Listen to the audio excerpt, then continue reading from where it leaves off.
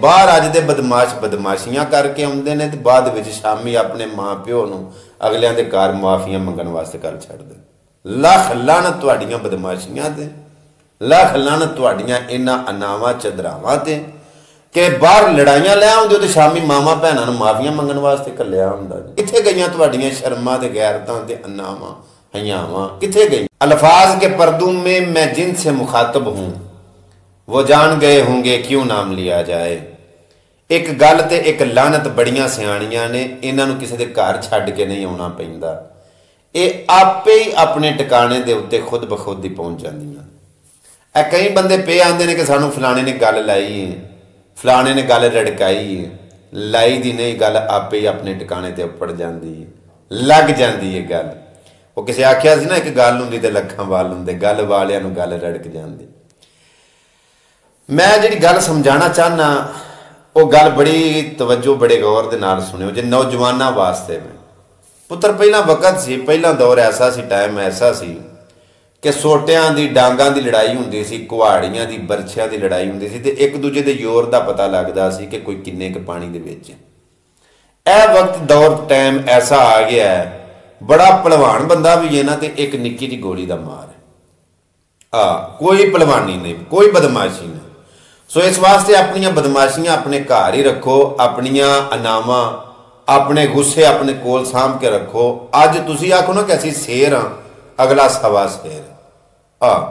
मैं बड़े बड़े जिहड़े नवे नवे बदमाश उठे ने ना, अपने आप नूं बदमाश समझते हैं। मैं जिवें कि आखिया ना कि अल्फाज के पर्दू में मैं जिनसे मुखातब हूँ वो जान गए होंगे क्यों नाम लिया जाए। ए जिहड़े नवे नवे बदमाश उठे ने, इन्हां नूं मैं समझाना चाहना कि पुत्र मैं वेख्या बाहर मुंडे बाहर अज दे बदमाश बदमाशियां करके आउंदे ने ते बाद विच शामी अपने मां प्यो नूं अगलियां दे घर माफियां मंगण वास्ते कर छड्डदे। लख लानत तुहाड़ियां बदमाशियां ते, लख लानत तुहाड़ियां इन्हां अनावां चदरावां ते कि बाहर लड़ाइयां लै आउंदे ते शामी मावां भैणां नूं माफियां मंगण वास्ते घल्लिया हुंदा जी। किहड़े लोक दियां तुहाड़ियां हो, कित्थे गईयां तुहाड़ियां शर्मां ते गैरतां ते अनावां हयावां, कित्थे गईयां?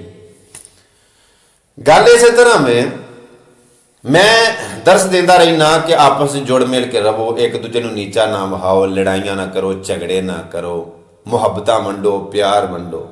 पैगाम ये देना चाहना कि जिथे मुहब्बत वंडदे हो ना, जिथे प्यार वंडदे हो, उथे अगला अगर प्यार वंडदा है, अगर तुहाडे नाल कोई इखलाक दे नाल पेश हुंदा है ते उहदे इखलाक नूं, उहदे नज़र अंदाज करन नूं कमजोरी ना समझो। सह जोड़े जोड़दा फिरे एवें, असली लीड़े सजन हूण हटदे नहीं।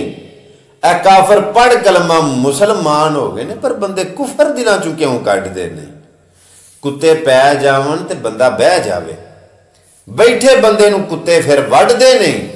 पर एक कुत्तियां दी आदत है कसूर बंदा, अज बैठे बंदे नूं बंदे ही पे छड्डदे ने। कुत्ते बंदे नूं पै जान ते बंदा बह जावे ते बैठे बंदे नूं कुत्ते छड़ जांदे ने।